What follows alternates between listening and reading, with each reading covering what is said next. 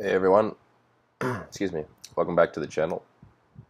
Today we're doing the Object 120 Taran review, and we got a realistic battle as usual. We're playing on Finland.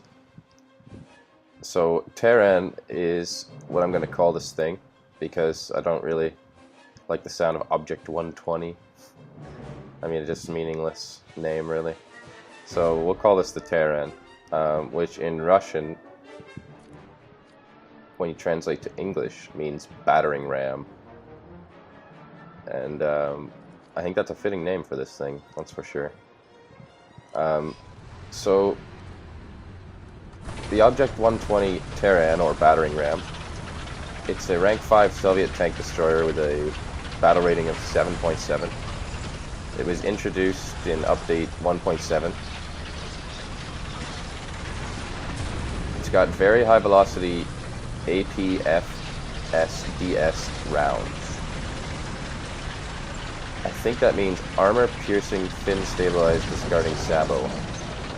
Basically just means like point-and-shoot rounds. Typical War Thunder combat ranges. There's no need to account for projectile drop at range with these rounds, which you'll see in this video. This is one of the best sniping tanks in the game. It's got the best visibility in the scope. And as you can see, I just have 22 of those APFSDS rounds in there because the velocity is so much better. It's like twice as fast as the other round, the fin stabilized heat shell. So even though the fin stabilized heat shell has a little more penetration on paper, I like these rounds better. So we're trying to find a position here on Finland in our Object 120. But yeah, so there's no need to account for projectile drop. It's got an outstanding scope, amazing gun, penetration, everything. It's actually got a really good reload because this is 150mm. So you'd think it'd be a long reload, but it's actually very short. I think it's like 10 seconds without a very good crew. Outstanding armor penetration with both rounds. If you use the one that I'm using here, the APFSDS, or if you want to use the Heat FS rounds, they both have great penetration. There's a very good spalling effect from the kinetic energy spread and explosive mass from the Heat FS round. So if you do choose to go with the Heat FS round, even though it's got a little bit less velocity, see the distance we're at here? And you see the scope? You see the lack of drop we have to account for here? I still missed the first shot because I'm bad. But just look at the scope and look at how close the range lines are. This is one of the best snipe. Look at that. Just wrecked that tank. That FV4202. Look at the power of this gun. That's why you get this tank. So yeah, it's got good mobility for the size of the gun, but it's got no armor. This is the only Soviet tank destroyer with a turret currently in the game, and the turret rotates really fast, like medium tank speed, so that's great. The cons of this tank: very weak armor. It's vulnerable to anything bigger than a heavy machine gun, and even those from some angles can penetrate you. Pretty much any plane strafing you can go through the armor, so don't expect the armor to hold up. And this thing's almost as big as a mouse, so it's very easy to spot this thing. Look at the size of it. It's not exactly a sleek profile, is it? But the reason why you get this thing is it's a good platform. Like, it's got decent mobility, and it's got a decent turning turret and everything. It's a good platform for a tank destroyer, and it's got an amazing gun with ridiculous rounds, ridiculous velocity on the one round there, the APFSDS rounds. It's got a poor gun depression. I think it's 5 degrees, which is pretty standard for the Russians, so if you're used to the Russians, that shouldn't be a problem for you. There's a low ammunition load of 22 shells, I believe, so just be careful if you're one of those guys or girls who likes to just fire off your gun all the time. Maybe not do that so much, because this thing does have a fast reload. All projectiles are carried in the rear of the turret behind thin armor. So ammunition explosions are very likely, and there's no way to empty the racks. So it's just Yeah, you can see in the bottom left corner, you can see the ring of ammo in the back of the turret, as well as the ammo stacks in the back of the hull. Another con of this tank is the turret is a rear-mounted turret, so you do have to, wow. One hit kill there on the Centurion Mark 10. Just rocked that guy. And that's why you buy this tank. This gun is amazing.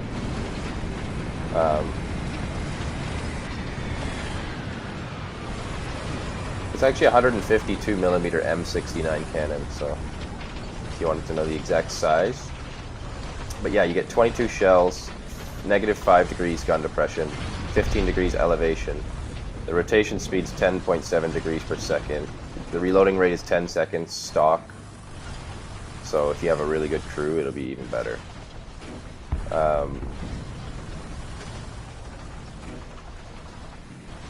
What else should we note? There's 4 crew members in this tank. There's a commander, a gunner, a loader, and a driver. And the front of the armor on the turret and the hull is around 30mm.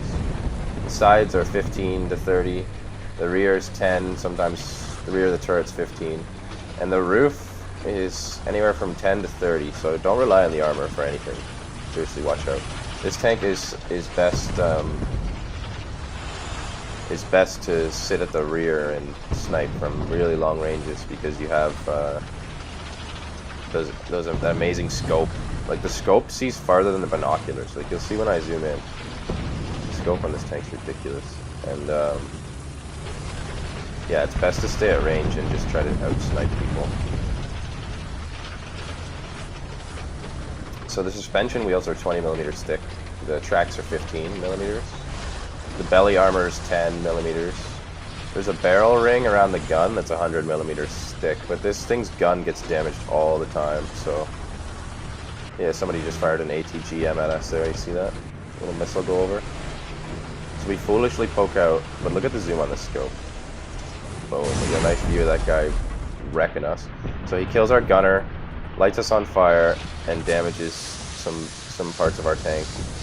That is a good hit for this tank. Like, what just happened to me there is a good hit. Like, if you survive a hit from any tank, that's a good situation in this thing. So, I was able to reverse, luckily, and we're still in the fight.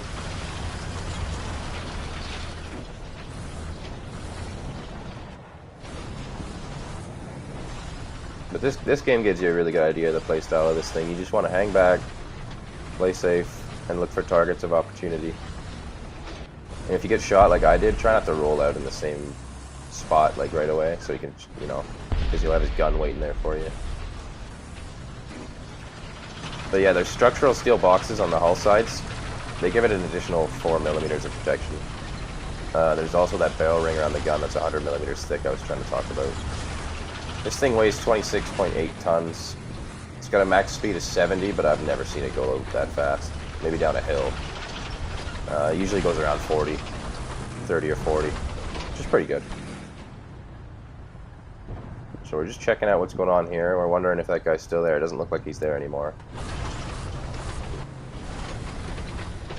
So this is the premium tank. It's available. I play on PlayStation 4, so it's available in the PlayStation 4 store.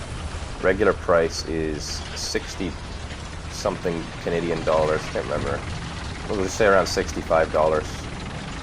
Could be a little more or less than that, but definitely less than 70. So it's around $60 to $70 for this tank. I got it on sale for 40. So if you don't want to spend $60 on a tank, I mean, I can kind of understand that, but this thing grinds tank. This thing earns like 5,000 XP a game for doing nothing. And it's really fun to play. Like, the gun on this tank is so awesome. The one thing I should mention is, basically with this tank, it's like, how many people can I kill before someone gets pissed off and drops a bomb on my head? Or shoots me with their plane? Because planes punch you, like, relentlessly in this thing. But I mean, that's pretty standard for realistic battles. Like, if you're a good player, you'll be used to people, not saying I'm a good player, I'm average. But if you're a really good player, you'll be used to those guys buzzing over your head, right? So, but just be careful, because you don't have really the armor with this thing, so. You can see we're trying to take up a position to help our team. We also want to get inside the A point here so we can replenish our crew, because one of our crew members was knocked out from that shot we took. So we're also replenishing our ammo too. So, yep, trying to get back in the war here. We got 2 kills so far. That one guy hit us real hard. And we're playing on Finland in the Object 120 Taran, or battering ram in English. So yeah, I actually don't have any tanks around this BR level. This is my first like 7.7 or higher tank. The closest tank that I had to this one in Russia was like 4.0 or something, so I'm not an expert at these battle ratings, so I don't really know how to compare this to other tanks at this battle rating at this point. But I can speak for this tank individually. Oh.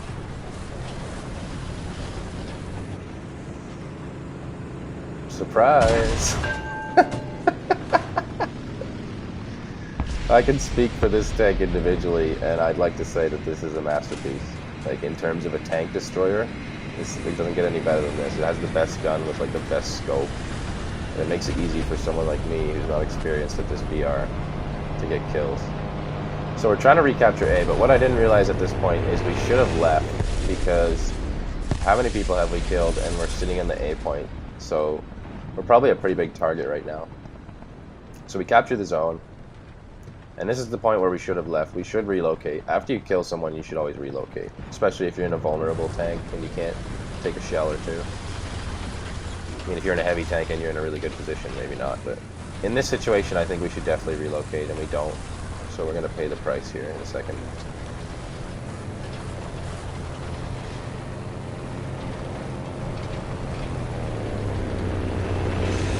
Yep. And some guy who I imagine we killed spawned in a Vern and dropped a big bomb on us. And that's something you get used to in this tank. But yeah, the battering ram, I love this thing. Highly recommend it.